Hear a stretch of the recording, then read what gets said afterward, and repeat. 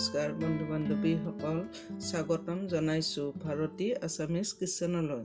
আজি মই ডিষ্ট বনাবলৈ ওলাইছোঁ মানিমুনি আৰু মছন্দৰী পাতৰ চাটনি।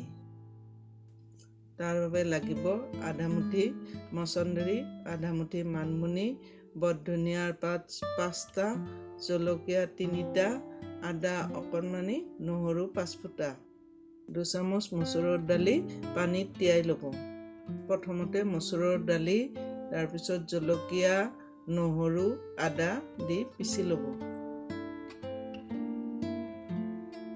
পিচি লোৱাৰ পিছত নিজৰ সোৱাদ অনুযায়ী নিমখ, অলপমান চেনি দি ল'ব।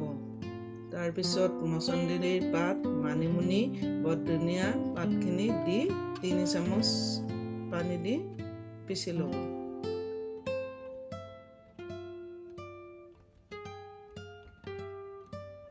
এয়া আমাৰ মছন্দৰী পাতৰ আৰু মানিমুনি পাতৰ চাটনি তৈয়াৰ হৈ গ'ল।